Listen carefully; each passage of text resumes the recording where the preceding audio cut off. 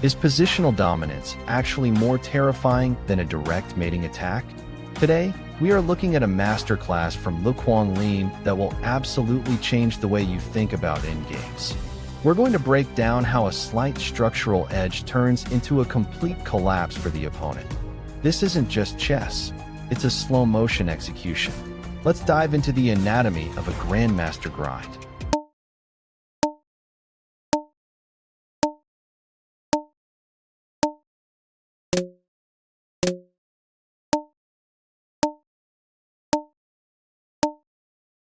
Quang Liem opts for Queen f3 here, a very provocative choice. By challenging the dark-squared bishop early, White is asking a question. Are you going to trade, or are you going to let me dictate the tempo? This is a sophisticated way to play the Queen's Gambit declined, forcing Black to resolve the tension in the center immediately. It's the kind of move that signals a desire to play for a slight edge rather than a wild, chaotic skirmish. We see the queen takes f6 trade. This early exchange of queens might look like it simplifies the game, but for White, it actually highlights the structural weaknesses in Black's camp. Those doubled f-pawns are not just an eyesore, they are targets. Quang Liem is playing the long game here, banking on the fact that these pawns will require constant defense, allowing White's pieces to find superior outposts. Knight h4 is a brilliant prophylactic maneuver. It prepares to target the bishop on f5 and keeps the king's side under observation. Often, amateur players ignore the potential of these knights on the rim, but Liu is using this piece as a pincer. By putting pressure on the dark squares, he is forcing Bluebaum to make concessions that will eventually lead to the loss of coordination between his minor pieces.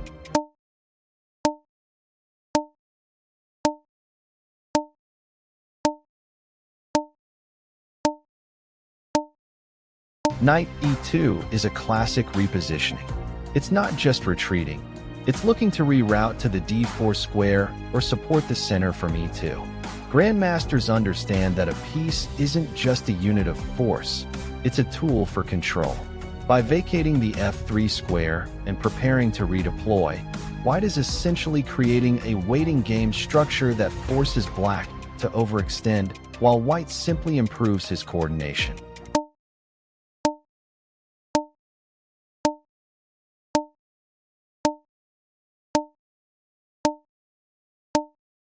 The pawn g4 is a serious territorial grab. It's a space-gaining move that challenges the f5 bishop and limits Black's mobility. By pushing pawns in front of the king, White is showing total confidence in his defensive setup. It's aggressive but calculated. Liu is saying, "My structural control is so strong that I can afford to loosen my king's side." This creates a target that Black will inevitably try to attack, but he'll find no entry points.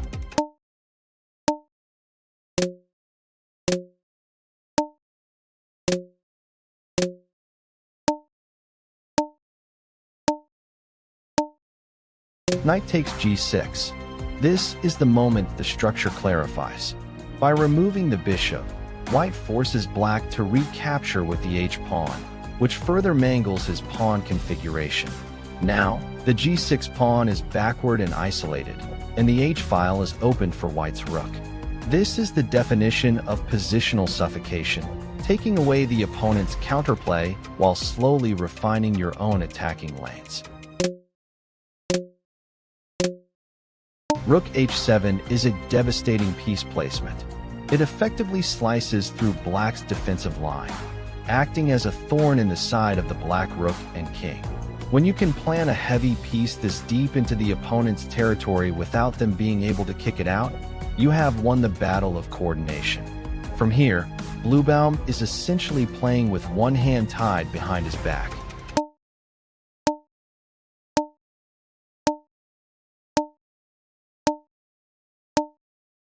e4, a central strike that demands a resolution.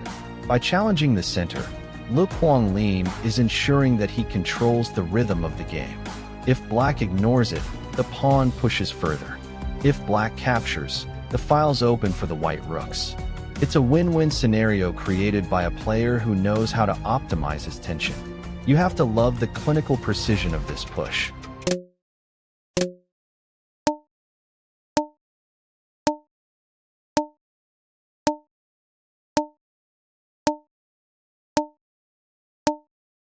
The king has joined the party. King e4 in an endgame is a signal that white is ready to dominate. Having the active king is the single most important factor in endgame theory, and Liu has maneuvered his king perfectly to centralize. It's not just a move to protect, it's a move to project power. Bluebaum's king, by comparison, is relegated to a passive defensive role on the d7 square.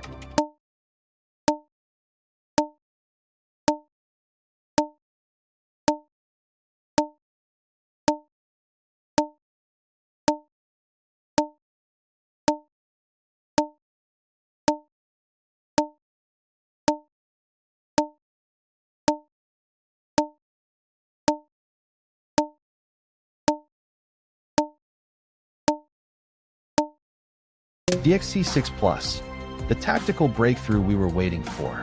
This move shatters the remaining defensive integrity of black's queenside. By forcing the king to move and opening the d-file, white creates a vacuum where his pieces can storm the gates. This isn't just about winning a pawn. It's about creating a net around the black king that eventually leads to a complete breakdown of resistance.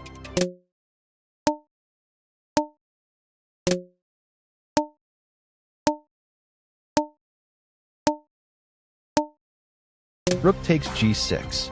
This move is the final nail in the coffin.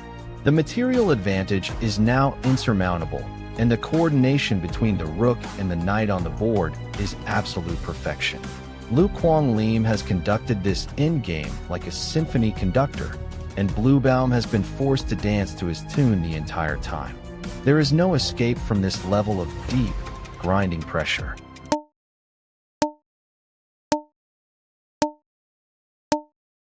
Rook g4 concludes the game. A resignation was inevitable, but the engine shows just how hopeless the position became. From a simple pawn structure advantage to a suffocating endgame trap, Quang Liem proved why he is one of the world's elite. If you take one lesson from this, let it be this: structural weaknesses eventually manifest as tactical disasters. You cannot leave holes in your camp and expect a Grandmaster to miss them. Make sure to hit that like button and subscribe to Chess 64 Elite Academy right now for more elite chess content.